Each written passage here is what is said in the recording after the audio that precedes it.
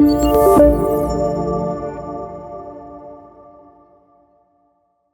right, everyone, welcome to something that I have been wanting to do for so long, and that's start my own podcast, but there has been some imposter syndrome going on, but that is not going to happen in 2026. So we are calling this podcast My Gut Feeling, and it is going to be everything nutrition, gut health, healthcare, sick care, wellness. I want every topic, whether people agree with me or disagree with me, or we are educating. So today I have a very good friend of mine who I just figured out was in Miami. And I said, oh my gosh, we immediately need to go to the podcast studio. Miss Sarah Law here, who is from the UK, but is moving over to our side of the pond, hopefully soon. Fingers crossed. She is a naturopath in the UK. She studied naturopath originally, and now she is a functional nutritionist, and we have done some, higher education stuff together, some apprenticeships together. And so today we are talking about histamine because I think it affects so many women of so many ages, and it's something I've dealt with on birth control and you have dealt with on the hormone piece. Yeah. And so let's start off with the fact that we had some histamine on the way over here. Do you want to give everyone? Yeah, you want to give everyone So flying over on the plane, 10 hours, decided to eat some plain food, which was probably a really bad idea without really thinking, and had a very big histamine flare. Like my heart was literally racing, blacked out for a minute, came back and was like in a bit of a panic, to be honest. It was not the plane journey on the plane. On the plane.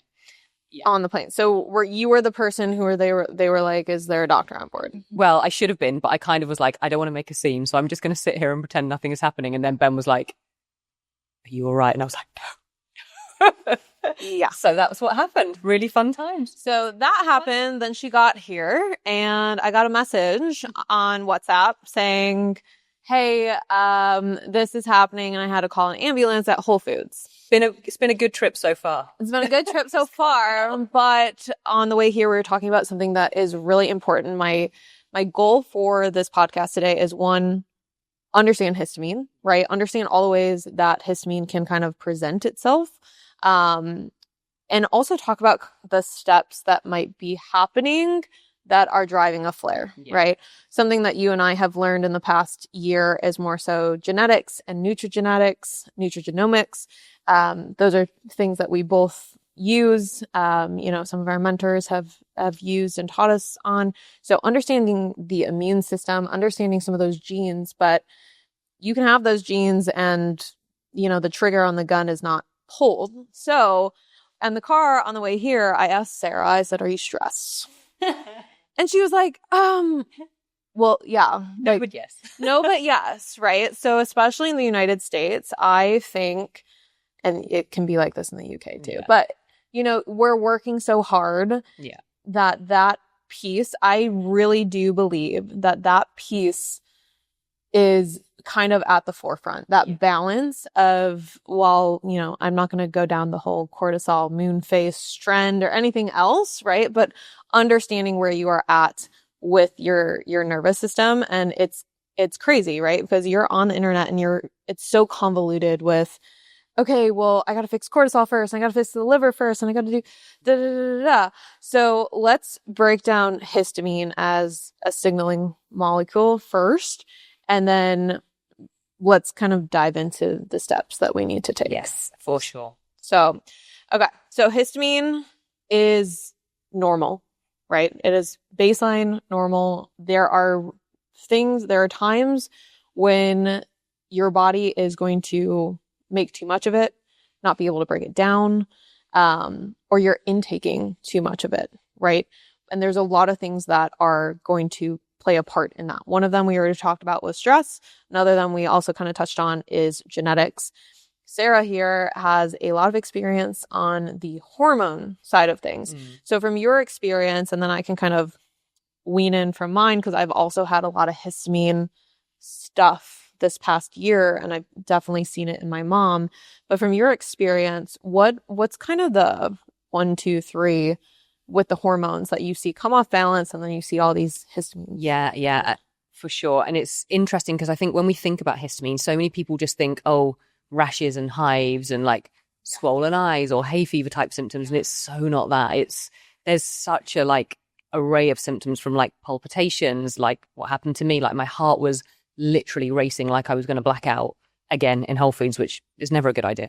And it affects so many different systems of the body, like digestion, acid production. I mean, it's endless. So I think understanding the array of what can come from too much histamine is super important. So don't think, oh, I don't get a runny nose and I don't have hay fever, I'm fine with histamine. It could be that you have acid reflux, or that you get anxiety, or that 2 a.m. wake up where you wake up with your heart racing and feeling like it's a panic attack. Yeah. That can be histamine, not anything else. I think too, an interesting symptom that I've seen as well is that not even 2 a.m. panic attacks, but waking up over and over and over again in the middle of the night, right? So when people come to me and they're like, I have sleep problems, I'm like, okay, are you waking up at one very specific time? Is it these repeated wake ups?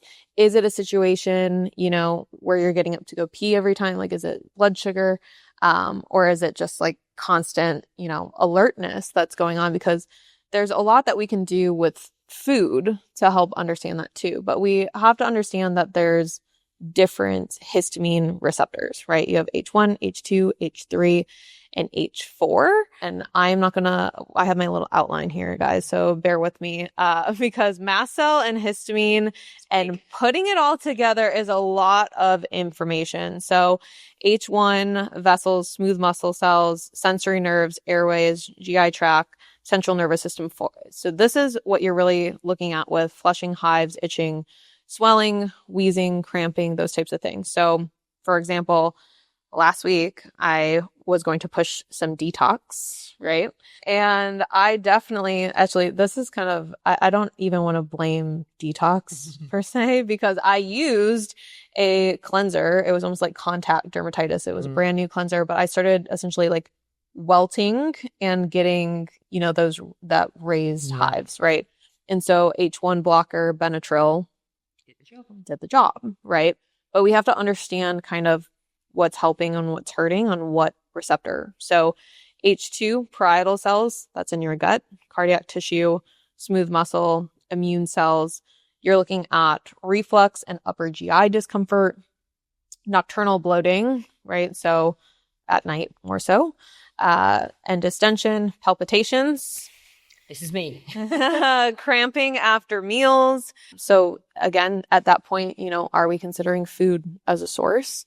And H3 is going to be central and peripheral nervous system. So brain fog, poor focus, sleep disruption, anxiety. I think that can also come into play with, your PMS and your PMDD and some of those things. H4 is going to be immune cells and GI tissue. So deep itching, asthma-like, IBS-like patterns. And again, we can see some of this from food making it better, right? So I think what can we do to make this better is the question, right? So you want to take that one? Well, yes. Yeah. So I think we have to understand that like going on a low histamine diet isn't the solution. It can be short-term fix. So I've had to do that, unfortunately. I come to Miami and I'm like, brilliant, let's go out to dinner. And I'm like, oh, my list of foods that I can eat is this big right now. Yeah. But it's a way of just calming things down for a period, but it's not the solution. It's a bit like going on a low FODMAP diet for IBS. It doesn't fix the root of what's actually happening and what's driving a lot of it. So we have to look at what are the actual drivers. But as a short-term, stopgap, reducing histamine-rich foods is a good idea. Yeah. And then thinking, where can we supplement to support the body's ability to break down histamines better?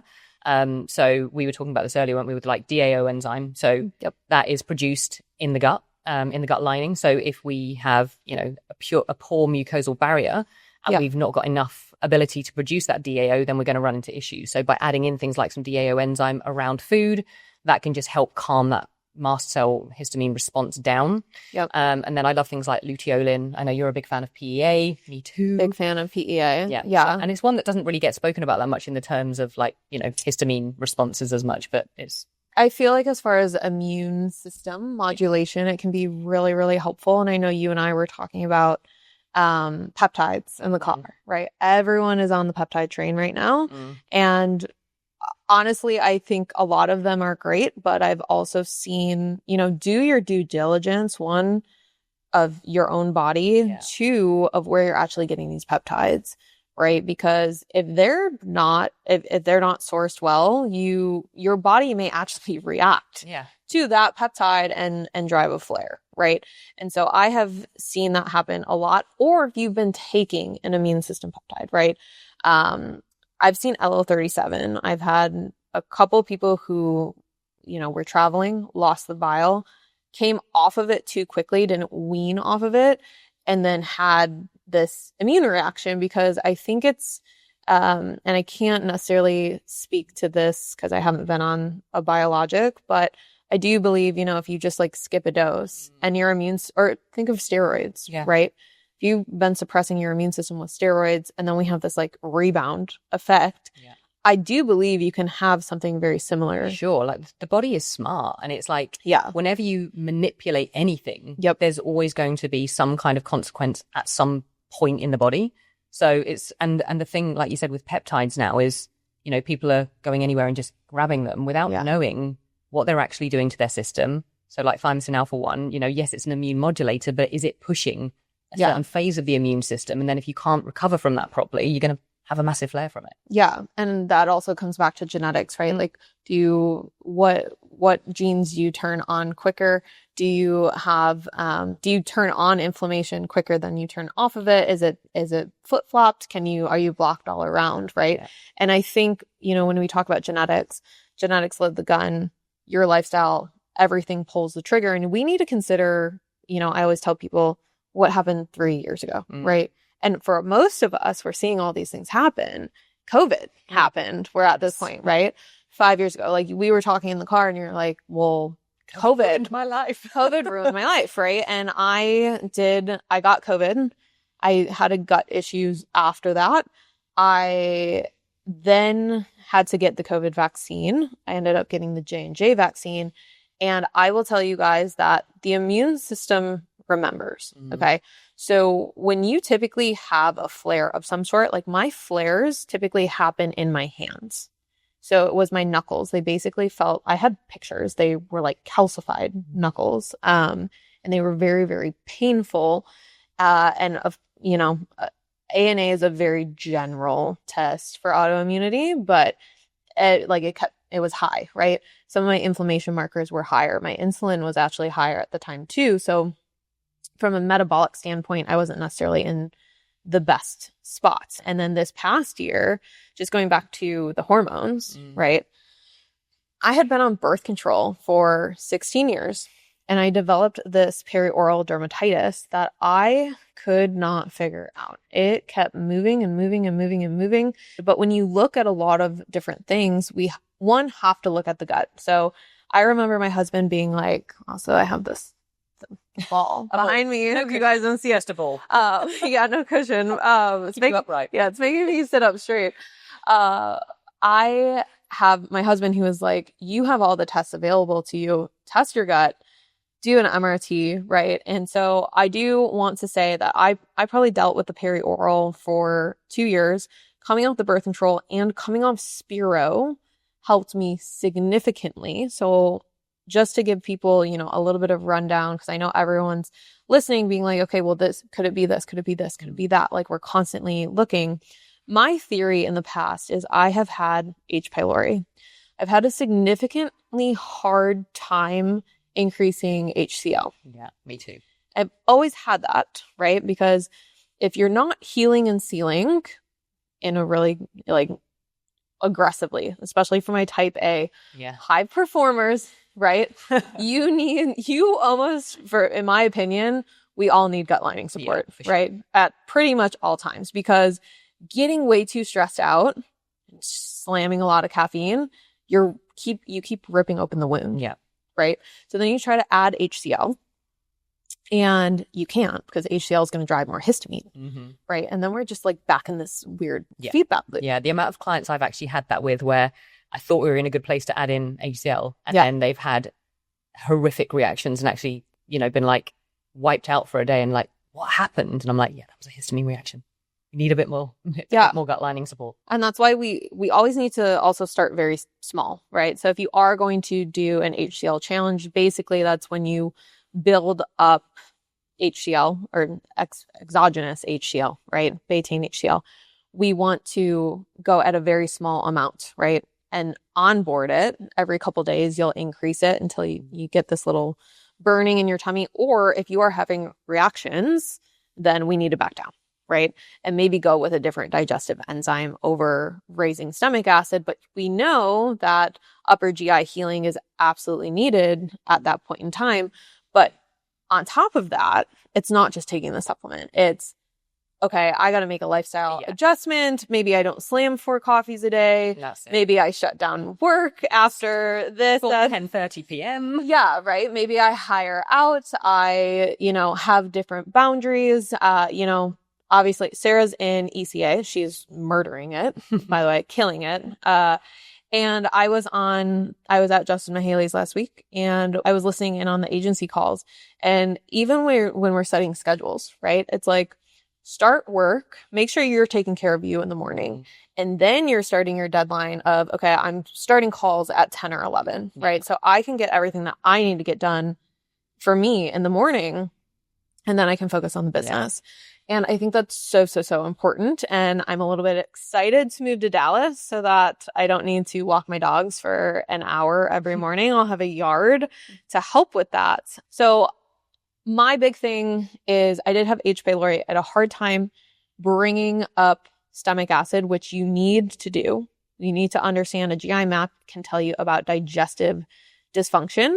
And so typically if the H. pylori is affecting the pancreatic elastase, you know it's in there deep, right? Now there's a paper with Spiro that it basically blocks the healing of H. pylori. So I kind of went down this rabbit hole. And again, some of these papers aren't huge studies, but I had been on Spiro for such a long period of time. If you really think about Spiro, it does dry you out, right? Yeah. And like we were talking about in the car, I think of everything is like, we are a bigger version of a cell, right? The skin is the window to the inside. Your gut lining is the window to the immune system. Your cell membrane, if your cells inherently are not healthy, if they're zombie cells, then we're just going to have this dysfunction kind of constantly. And so when I realize that if I don't have gut lining support, if I get too stressed out, I start to get those reactions in my skin. Yeah. And I start to see that make its way to the surface, because this wasn't acne. This was these little dots, and I'm going to add a photo of it. And even my dermatologist was like, well, it kind of looks like rosacea. At one point was a Demodex mites, and it was crazy. And of course, I also, on my GI map, I had a parasite, and I'm going to be honest with you guys, I wanted to go straight for the parasite. Yeah. And the biggest movers for me, and you can tell the biggest movers for you as far as skin goes, was one, the MRT, to take out, the foods, because it almost was acting like a oral sensitivity type of syndrome. 2, DAO enzymes kind of helped me, but not hugely. Same. So if you guys are adding a DAO enzyme, that's great, but it's only if food is the biggest source of it. And then things like oral BPC with the PEA was a huge mover, and plasmalogens, which are great. They have to do with cell membrane structure, but they are expensive. Yeah. Yeah. So biggest and then movers do you feel like when you came off the birth control, did that make a huge difference in terms of the skin as well, because of how progesterone impacts Treg cells and is a mast cell stabilizer? Yeah. So I do feel that at certain points in my cycle, when estrogen is moving, right? So typically going into ovulation, on probably mid-luteal, and honestly, as I'm getting my period, right? Sometimes I can see a flare start to happen, or I'm like, where am I in my cycle? So if you're having skin issues, always look at where you are in your cycle. I do see it's been better. I was on progesterone before I even came off birth control. And then I'm still on it right now. Cycles are a little bit shorter than I want them to be, but it's taking some evening out to It takes time. Yeah, it takes time, especially after 16 years, right? So Yeah. it's well, it might take a little bit. What's this I need to do? Yeah.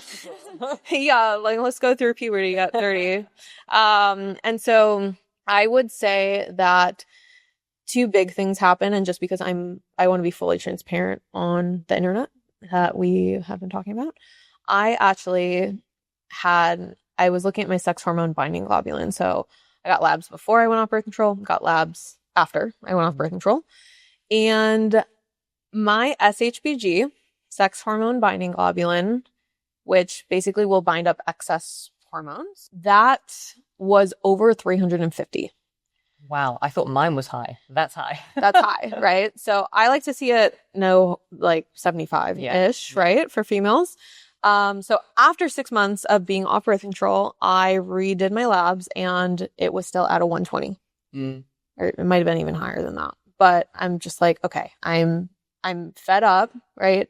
Sometimes SHBG can be really high if you're doing a ton of fasting work. Yeah. I was fed up. I was in a good spot. I was exercising and training, trying to manage stress, like all of the things. And so I'm just kind of like, okay, what can I do?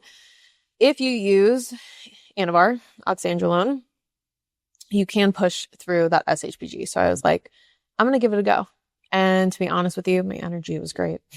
I'm winning. Yeah, I was winning life, but I came off the Spiro and I feel that it put more moisture back into my skin. So right now, I think there was a huge combinations of multiple things. Yeah. And then most recently, I did a little bit of detox work. And I'm going to be honest with you, I got a histamine reaction, but I also do feel like my skin's actually in a pretty dang good spot. Looking good. Yeah, I got, the one little hormonal whatever, but it's the resilience is building, and I have done higher dose plasmalogens and things like that. But if I would have to tell anyone to go back, always look at the gut as well, because that's also going to mediate hormones. Yeah. And so the one part that I also didn't mention here was in between all that, I did a second gut test because I was like, it went away and it came back. What is happening? I had Klebsiella, which very prominent in hospital settings. I used to be in the hospital quite a bit.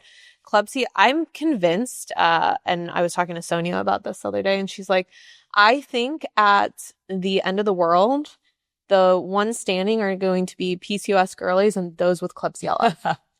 Still going to be here. Still going to be there, right? With the cockroaches. Yeah, it is going to be those people. And so that is just, they're pesky. Yeah. Pesky. They are hard to get rid of. Yeah.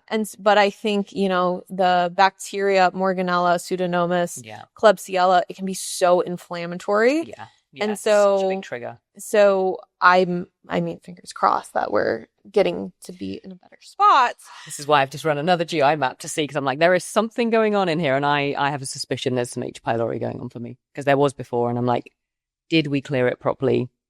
Ugh, probably not. Well, I also want to make note that H. pylori can be really hard to eradicate. Yeah. Right? So, and if it comes down to it, I know there's differing opinions on this, but H. pylori can be given, right? You and your partner. Yeah. That's it. And is Ben doing any gut work? No. And I said to him, I was like, if I'm doing this, you're doing it. He was like, I'm not doing anything. And I'm like, this time round, you are doing it. Yeah. I remember at one point, we went the ivermectin route, and that actually did really, really help my skin. But my dermatologist, shout out to Doreen, Dr. Doreen in Miami. If you need a dermatologist, go see her. She listens to all of my crazy ideas. And when I was doing some fasting work and skin got better, she was like, are you actually just checking if you're fasting? And it was like, oh, good doctor. Good doctor. And so she actually prescribed me, we did ivermectin because considering Demodex and some of those things, which is an imbalance of the skin's health, right? So I do think and I did this for years where I was throwing glycolic acid, right? Yeah. You're just making the skin an inhabitable, more inflamed and drier and more open to everything. Right. So, and then I had a hard conversation with one of my estheticians over the year, and she's like, well, you're on so many actives, right? So in my brain, I'm like, I'm not on that many actives, right? Like, oh, I'm using glycolic acid, but I'm hitting it from the inside and I'm hitting it from the outside. And then that also goes into, a lot of people don't even think about it, but toxic load. Yeah, for sure. Right? Of like, what are you putting on your skin? What laundry detergent are you using? Yeah. And also how that then impacts your hormones as well, which will then impact histamine as well. Yeah. So then you've got a bit of a double whammy of estrogen, which is so linked to your histamine, because higher estrogen levels, if you're not, and you don't even have to have high estrogen, but it's like, how is your clearance? Like, what's your metabolism of that estrogen like? And if you're not clearing it very well, then you're going to get more histamine reactions, because it will fuel more histamine to be released by mast cells. And then more histamine will create more estrogen to be released, because it basically stimulates estrogen receptors. And then you're just stuck in a cycle. And then if progesterone starts dropping, so stress, again, all of the things that, happen when we get too much stress, low progesterone, which is a mast cell stabilizer. Yeah. And then you can see why these issues start to arise. Yeah. And I think, just because I want us to be able to tie this back and make sure everyone knows, like, okay, if X, then Y, right? Like, my biggest thing is for people to learn kind of what levers that they need to pull, right? And what can be happening. So I think, and you have probably seen this, here in the States, we partner with Vital Med. We also have a team doctor in ECA who can help answer questions about hormones and things like that. And it's a double-edged sword, right? Because I felt when I got a little bit more balanced, even, with the SHBG and things like that, skin got better. Yeah. But there are some people, and I did this, that they're like, oh, I feel so bad, I'm going to get on testosterone. Mm-hmm. Right? And then you become a watery mess because you probably didn't clean up things beforehand. And so shout out to March Method, because mitochondria, we need to be in a really good spot cellularly, absorption and detox, right? Liver and gut, resilience, making sure that all of that is stabilized and your stress resilience is in a good spot, and then cycle and signal. So I want to make it a clear indicator that if you, and you can attest to this because I know you have had so many endo clients too. That's crazy. Yeah. That we almost have to work on the gut and the liver for sure before we bring in any. Yeah. You can't do hormones before you do those things. And the reality is, for so many women, they jump to hormones, especially like most of my client base is 40 plus females who are going through perimenopause. So they're like, right, let's get on the hormones because it's going to fix everything. Yeah. And it doesn't do what they want. It does the opposite. And they're like, why do I feel like crap? And I'm like, because you didn't fix the systems before you put the hormones into the system. So they're just going to amplify what's below the surface. If you're having massive, histamine problems in the first place and gut issues, that's just going to get worse by adding the hormones in. You need to do it in the right order. Right. And I do think it's important to note, I love progesterone. It makes me sleep really well. So, but there are some people who progesterone stimulates more estrogen receptors, right? We have to consider the estrogen detox at that point as well. And so it's like, first and foremost, if you're not going to the bathroom every single day, 1 to 3 times a day, and one priority. Yeah. It's smooth as a snake, then you have issues. You have issues. And we should focus on those issues. I think it is crazy and honestly makes me anxious if people tell me they go to the bathroom 1 time a week. Me too. I'm like, how are you okay with that? Like, no, I literally would be having a small meltdown if I went once a week. Like, if I'm not going daily, I'm like, there's something wrong. How can I make this move? There's something going on here. Yeah. It's just your body, if you like we talked about in a cell, right? Your cells are constantly cleaning themselves. Mm-hmm. They're constantly making decisions to replicate, kill, reuse damaged parts, right? Autophagy. And it's just mind-boggling to me that, that is our cleaning system. Yeah. Yeah. That exactly. is it's like phase 3 detox. Get rid of hormones, toxins, everything. So if you're not going, you're just getting this backlog in the system. Yeah. It's not going to end well. Okay, so let's each kind of tie this together a little bit. People are dealing with high histamine symptoms, whether that can be sleep, that can be skin issues, perioral dermatitis, it can be heart palpitations, Blacking out on planes. be blacking out on planes, like POTS like symptoms. Absolutely. I will say just a shout out to POTS. I've had a couple of these cases. Of course, electrolytes matter, but I still have seen the MRT food sensitivity test really help with that. And so for people who do food sensitivity testing, a lot of food sensitivity tests are crap on the internet. Anything. Yeah. So the MRT, this used to be the LCAT test. I used it when I was 12 years old and got sick, and same thing. Doctors were like, it's puberty, blah, blah, blah, whatever. It is an endpoint sensitivity test. So mediator release. It's measuring the endpoint of the mediator that is being released. And so I think that if you're dealing with POTS, if you're dealing with histamine, if you're dealing with any of these crazy symptoms, right, that is a non-medication thing that you can do to pull down the immune system, right? We have to figure out, okay, how do we calm things down so that we can address what's actually going on, right? So for me, at one point, that was Klebsiella.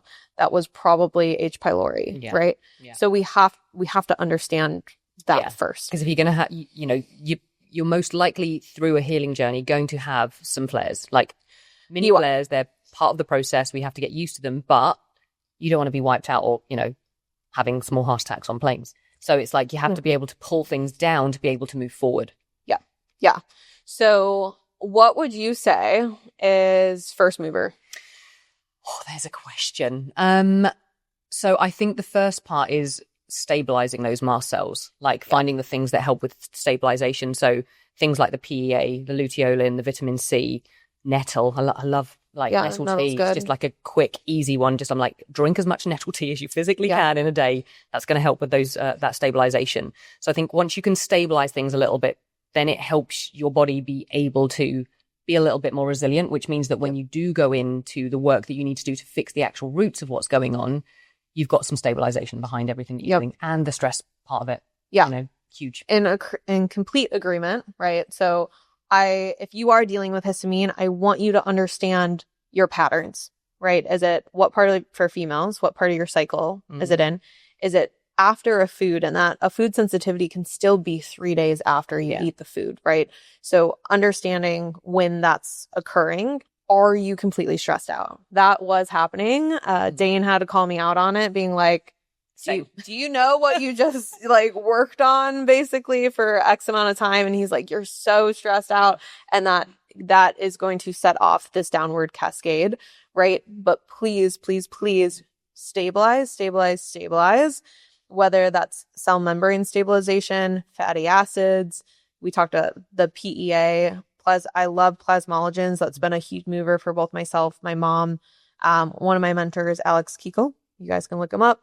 I basically asked if you could pick one supplement for the rest of your life, what would it be? And he said plasmalogens. Yeah. So I went on a deep dive of plasmalogens. I'm getting on the train. I'm getting on that train. Right? Yeah. Listen, it's definitely helped my brain. And at one point my cholesterol was a little bit too low. I was at 110.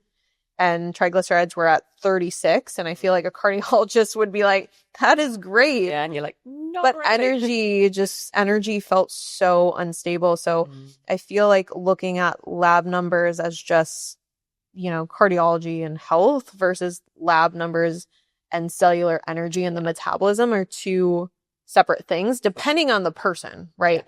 Yeah. And where they are in life, especially because we need brain power throughout the day, right? I'm young. I'm trying to hustle. I want to do all of the things. And also for your hormones, low cholesterol means low hormone function. We're not going to create what we need. Yes. Same thing with statins, right? So remember, if you're on a statin, blood sugars can go up. It can make you pre-diabetic and diabetic. It's also going to affect that testosterone hormone number. So we're not going to go down the whole statin rabbit hole right now. But definitely, that's even on FDA's website. Hey, beware that these things can absolutely happen. And so please, first and foremost, what I'm trying to get at here is don't throw yourself into a massive detox and a massive parasite cleanse and I don't know. Unless you want to tip yourself off a cliff, then. Yeah. Yes. Yeah. And this is it again. It's like that order of operations. So many people, because they go, right, you know, they'll see it on the internet, parasite cleanse is the thing. Everyone's got a parasite, so it's got to be that. And it's like, yeah, you might have a parasite, but if you No, just I think everyone does have a parasite, but it's like, does your body actually, can it handle the parasite? But also it's like, if you just go ham on something like that without opening up detox pathways, bile flow, you know, stabilization, you're just it's going to end badly. Yeah, it's going to end badly. So stabilize, get yourself to a really good point. Then I would consider testing. Yeah. Are you in agreement with that? Yeah, for sure. I think doing a GI map is always going to be a good idea, because the reality is you could have really no GI symptoms and have a horrific GI map. I had one client, 17-year-old, horrific acne, and like literally her symptom scores on her digestive health, 0. And I was like, we are 100% doing a GI map. And I've never seen anything like it. It was horrific. Really? And I was like, how does a 17-year-old get to this point? Because she seems quite chill, but there's obviously something that's completely tanking her stomach acid and just stressing her out. And she did say she suffers from anxiety. But it was like, well, I'm not surprised with this going on in your gut as well. Right. But, you know, a 27-week journey and the difference in her skin is unbelievable. But there was no digestive symptoms. So just because you think you've got good gut health, doesn't mean you have. So, and that's the crazy thing, right? Mm-hmm. We think that you either have to be pooping your brains out or having constipation or crazy bloating to do a GI map. And the reality is that I waited so long to do a GI map because I wasn't having any of that. No. I don't really have digestive symptoms. I am gluten-free. If I do get glutened, not pretty, right? But that's that like hypersensitivity reaction that we're having to food. So question to that. And just a sidebar note, right? Looking at my genetics, I do not have those HLA genes. Me neither. But I do have the chemical sensitivities. So when we look in the US, right, I was 12 years old. Well, I can't remember the exact year that we started spraying our crops with glyphosate, but especially wheat. I hit a point where I think that chemical load, you're just doing it over and over and over again. And that's it. And I think it tips the scale. Yeah. And trying, what we'll often try and do is isolate genes. So like people are obsessed with MTHFR, or they're obsessed with, okay, if you've got the HLA genes, then it's an issue. And it's like, well, no, because detox relies on things like methylation as well and other pathways. So it's not just one gene that dictates it all. Oh my gosh, don't get me started on the whole Gary Brucka and MTHFR really ruined genetics. It's ruined genetics. Okay. Also, you can get more than 5 genes for $500. Yeah. I just want to crazy. Someone showed me that the other day, and I was like, what is this? Yeah. And actually, we were talking about that in our apprenticeship group. I'm not sure if you were on, but we were talking about how the 10X profile is not actually measuring the spot, I believe the spot on the chromosome in the right spot for it to actually play a part and matter. So where the mutation is on the gene matters, and it measures them in the wrong place. So, which is crazy. Not very accurate. Crazy. And then the last thing on testing that can be super, super helpful and is very cheap is understanding eosinophils and basophils. Yes. Right. So you can get a lot from a white blood cell count. Typically when I'm seeing eosinophils over like a 4, I am thinking, okay, is there food sensitivities going on? Is there parasites? Can also, drive up that histamine. Parasites will harbor heavy metals. They'll throw histamine. Same thing in the past when I did have a parasite. When you do some detox work, you're trying to make it a more alkaline environment, and that can really piss them off. Yeah. Right? Yeah. And so if parasites are throwing histamines because they're trying to survive at that point. Same thing with die-off reactions, right? So if you're killing, doing gut protocols, killing, then some of those Herx reactions may happen. And that's why it's so important to stabilize and do gut lining work before you just throw in the oregano and the, berberine and para 1, 2, 3 kits, right? For sure. It's like, that's all coming through the gut lining. Yes. You're going to have some big reactions that don't feel good at all. No. And so some flares can definitely be expected, Yes. right? But be very mindful of where you're starting and then move forward. And the flares, I think too, obviously get to the root of it, but some people are going to be more prone to some of that inflammation. Yeah, for sure. Like, again, if we look at genetics, Yeah. How quickly do you switch on inflammation, like you said, and how quickly do we switch it off? Yeah. And some of us are more genetically pre-programmed to switch it on and not switch it off. So we have to be mindful about that. And that's why genetics can be incredible, because it's like giving you a roadmap to you. So right, well, I know I need to manage that better. And I know I need to work on my stress tolerance. Like, I've got a slow COMT gene. So I know that too much stress and I don't get rid of cortisol and dopamine. And that's going to be a huge issue and cause everything else to back up, methylation, estrogen, the whole shebang. Yeah. So anyways, all right. So stress, stabilize, liver. Well, let's go by system. Stress, stabilize, liver and gut. Yeah. Right? That will then move into your hormones, right? Yeah, for sure. And then get you back to health span and hypertrophy. This is basically March method, you guys.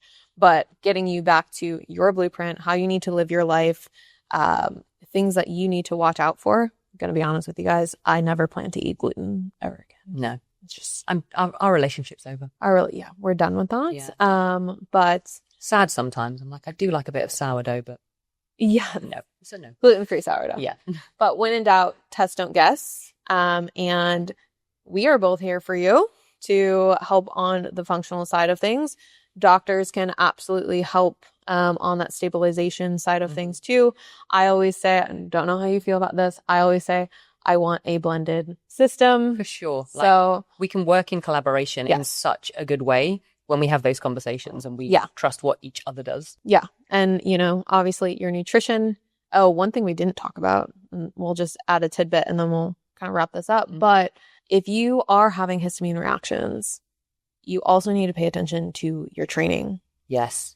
Okay. For sure. Like that is at the moment I am on a no training schedule because it just, and this is where I didn't realize it was histamine to begin with, because I'd go to the gym and I'd do an exercise and I'd be like, whoa, my heart is like going up and will not come down. And then I'd feel really like wired and weird. And I was like, what is going on here?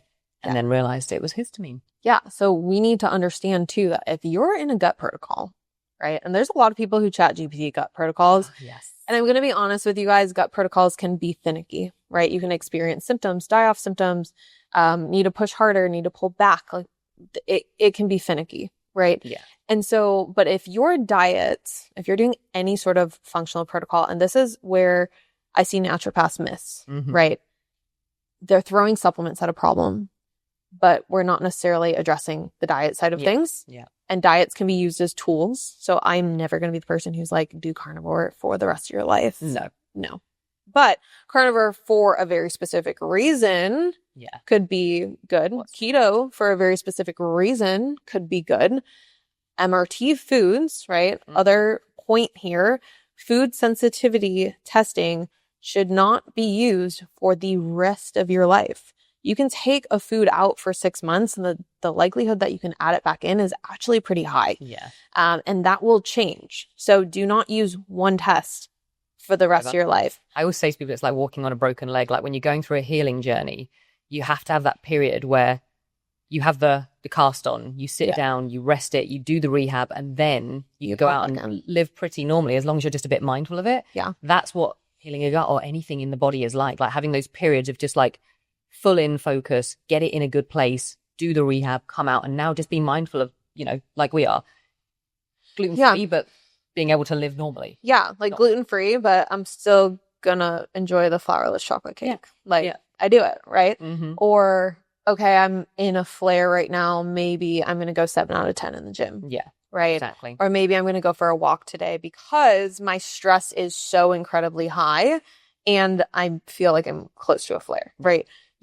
Being able to self-adjust. But if you are in a gut protocol and you are going to Orange Theory and F45 or because I know there's these people out there trying to do like keto and your body is not flipping into keto and your energy sucks, right? You're making the problem worse, right? So supplements, peptides, all considerations. diet needs to match exercise. Sure. And realize that sometimes it's not fun. You know, if you are having big flares and you have to do carnivore or lion's diet or keto for a period of time, it's not going to be fun, but it's not forever. And I think that's the most important thing to remember in any healing journey, because it can, when you're in it, it can feel like this is it forever and I'm never going to be able to have fun again and enjoy my life. But it's not. It's like, it's all about, let's get your body back to a state of homeostasis, like back into balance so you can live a normal life. But if you never give yourself the time to actually fully invest in getting to that place, you're going to be going round and round in circles forever. Yeah.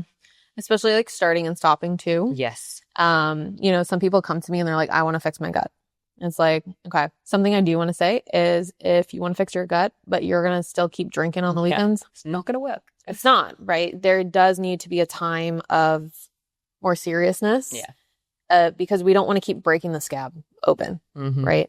So same thing with, you know, dairy was a big trigger on my last MRT, and it was really interesting because I could have dairy and it was like, really? Like mine was random things like mushrooms, strawberries, avocado, probably histamine rich things, a lot of them, and yeast. And so, you know, everyone's going to be a little bit different. At one point, mine was chicken, right? So I've done 2 tests in the past 2 years because I was dealing with a lot of stuff. I will tell you things got a lot better after I left medical device and partly less toxic environment. So whether that's work, relationship, friendships, all of those things matter. And sleep also matters, right? That is when you're... And also if you're on a plane a lot, you're exposed to a lot of like poor quality air. I know. EMFs and... EMFs is going to be, mark my words right now. It is January 20th, 2026. And let's call it by 2028, EMFs are going to be the new mold. Yeah, for sure. But I think the reality is that the increase in stress, the increase in toxic load, it's the bucket, isn't it? The bucket is being filled more than it can drain. More than it can drain.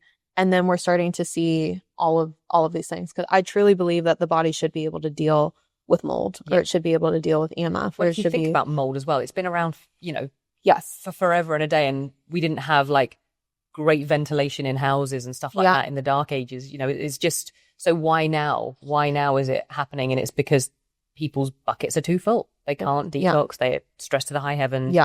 Systems are breaking down.